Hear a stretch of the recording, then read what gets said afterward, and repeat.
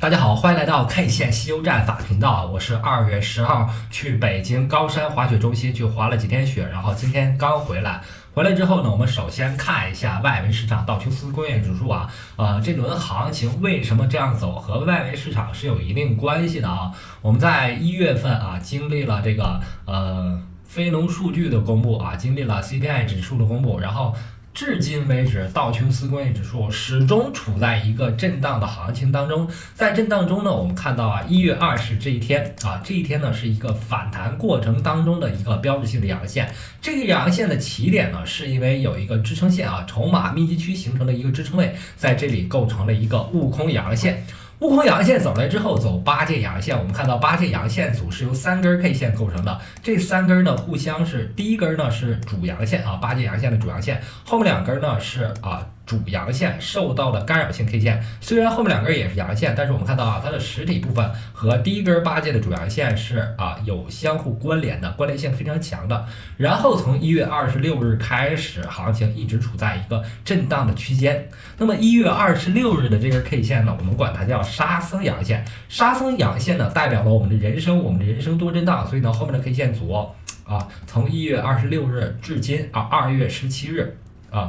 接近1个月20多天的这个 K 线形态一直围绕这个沙僧阳线进行。那么沙僧阳线之后，我们认为行情可能会走出一个唐僧阳线，最终呢完成本轮反弹行情的一个突破。那么道琼斯工业指数的震荡行情对比特币来说是一个非常大的利好。因此呢，我们看到这个比特币的行情在最近一段时间一直不断创出新高。然后我们回顾一下比特币的一个反弹历程首先呢，我们要非常重点的关注1月11日这天因为这根阳线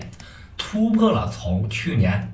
9月12日这一天波峰连线连过来之后形成的一个压力位，所以呢1月11日它是一个标志性的阳线，是一个启动的信号。然后行情走出了一个日线级别上涨西游，分别突破了144均线、169均线和一个非常重要的位置，位于$19,000的一个波谷连线，形成了一个压力位。这个压力位的形成呢，是在2022年6月份至2022年12月份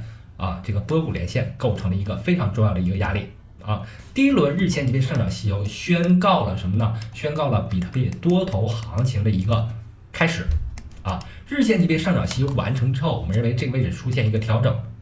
根据我们 K 线西游战法，日线级别上涨西游完成之后，时间级别切换，方向切换，容易走出一个小日线级别调整，所以呢，这个位置出现了调整。调整之后呢，我们看到1月20日第2轮行情开始启动。那么我们管1月20日的这根阳线当做第2轮日线上涨西游的一个悟空阳线。悟空阳线走来之后，我们通过合并 K 线看到后面非常多的干扰性 K 线。但是呢，行情走到这里面，我们看到2月17日这一天走出了日线级别的8节阳线，这里呢走势相对复杂。根据我们 K 线西游战法可以把前面这些 K 线合并成悟空阳线，后面的这根 K 线呢当做8节阳线。那么在日线级别上，比特币的这一轮日线级别上涨西游已经走出了一个8节阳线，后面呢最近几天呢是围绕8节阳线做出了干扰性的动作。那么如果这轮行情能够完成一轮日线级别的上涨西游呢，目标点位是在$28,000附近这个位置呢是在22年5月份波谷连线构成了一个阻力位。然后呢，我们把时间级别放大因为最重要的东西是时间级别来回切换调到周线级别，我们可以看到周线级别就走势非常简单。首先是1月9日也就是我们前面行情当中1月11日那根大阳线这里周线级别它是显示在1月9日1月9日是周线级别开盘的一个日期悟空阳线走来之后，周线级别8节阳线正在进行中8节阳线走来之后，可能会发生什么呢？可能会发生周线级别的沙僧阳线和唐僧阳线。那么目标点位和压力位大概是在$30,000附近。因此呢，本轮多头行情如果能够发生周线级别上涨，是存在上涨空间的。同时呢，外围市场我们刚才首先说的就是外围市场它的一个震荡，道琼斯工业指数的一个震荡，为比特币的上涨提供了非常有利的一个温床把日线级别分析透了，周线级别看懂了之后，我们把时间级别敲到4小时级别。那4小时级别上，我们看到了一个非常经典的一个结构。在这个结构当中，我们可以认为啊，焦点位是一个变盘的位置，但不光是焦点位是变盘的位置，焦点位附近，我们通过连接啊，波峰连线、波谷连线之后，焦点位附近的一个区域啊，都是一个变盘的位置。那么我们看到啊，变盘的区间就是在这个椭圆形的区间当中，在这个区间当中，我们看到首先啊，进行一个调整，调整之后跌破。但是这个跌破往往是假动作啊，在上涨趋势当中的调整啊，它是一个4小时级别的下跌细游，跌破结构之后啊，在这里面形成筹码密集区。我们可以看到这个筹码密集区和前面1月份啊1月中旬的筹码密集区是相互关联的啊，关联性非常强，甚至这个位置上可以画出一个非常好的一个支撑线啊。当然了，这个支撑线我们不画啊，因为画出来比较乱了啊。所以呢，我们看到近焦点位置上发生跌破之后啊，焦点位它是一个黑洞。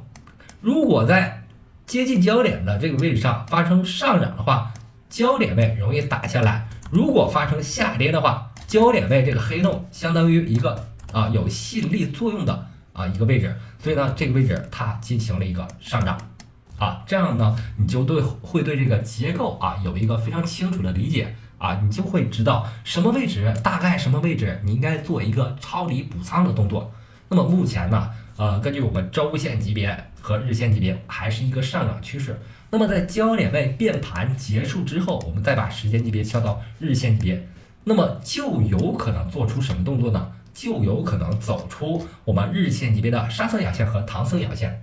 当然了，杀层阳线和唐僧阳线可能会经历一些波折但是这个趋势目前的多头趋势依然存在。那么在了解了趋势之后我们还应该清楚目前主要的支撑位在哪里因为我们现在可能有一些仓位，有些朋友可能是这个仓位没有满但是你要进行补仓的一个位置或者没有进场，这些朋友他加入市场的一个位置加入多头市场的一个位置是在哪儿呢？我认为是在$23,300附近因为这个位置呢是从1月20日震荡过程当中形成了一个筹码密集区的一个中轴的位置是存在下游力支撑的，所以呢这个位置如果回落附近之后回落到这个位置附近之后是可以进行补仓的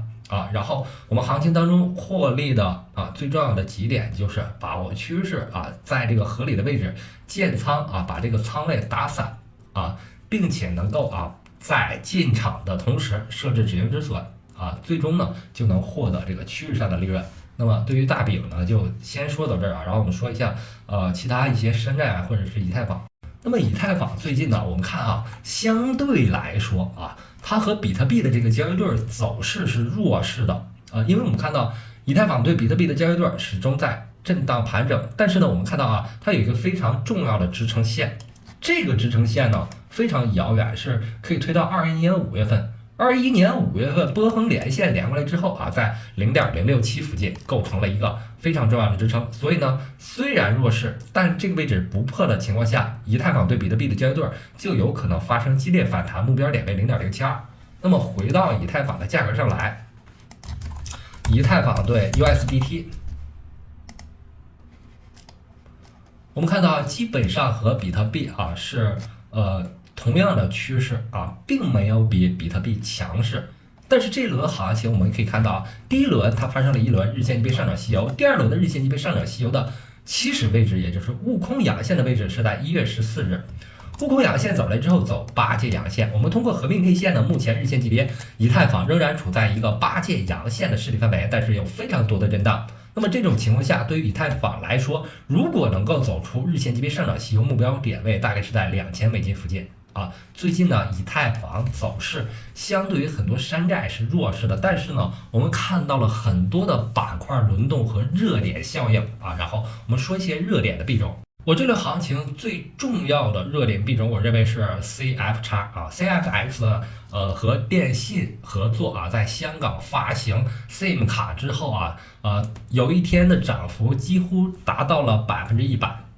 有一天涨幅几乎达到了100%。那么目前它的走势是什么样的呢？还有没有上涨空间呢？我认为绝对是有的因为我们看到它的第一根阳线起始于1月26日这根阳线走来之后，市场中还没有明确和电信合作的一个信息。但以它为悟空阳线之后，后面走出了一个八阶阳线组、沙僧阳线组和唐僧阳线组。那么目前为止，第一轮日线级别上涨细优已经结束。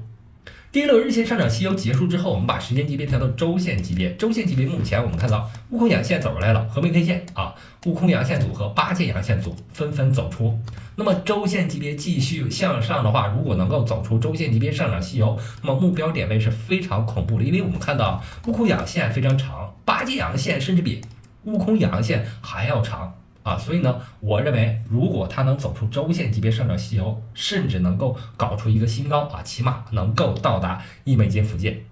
因为它带领了一个板块叫香港板块，包括我们熟悉的 Phil 代币也是香港板块里面的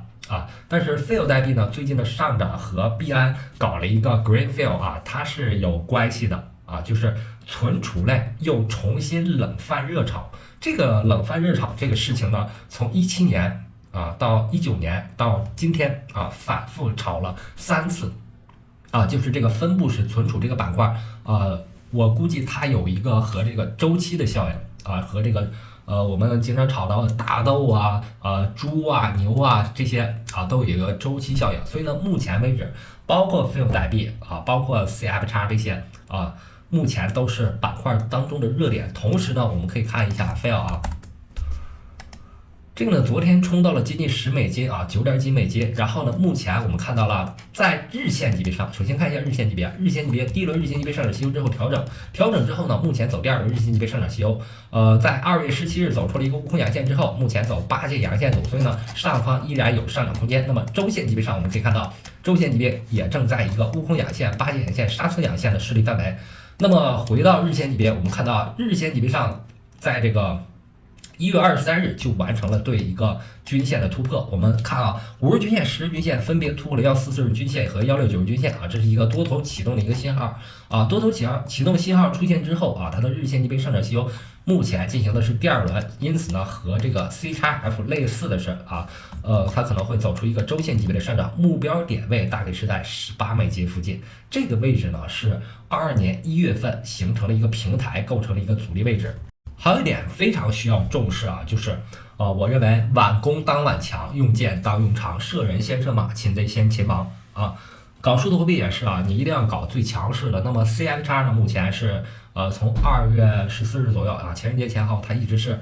香港板块里面最强势的因此呢是重点关注。FIL 呢，目前是存储板块里面最强势的因此呢要重点关注这些。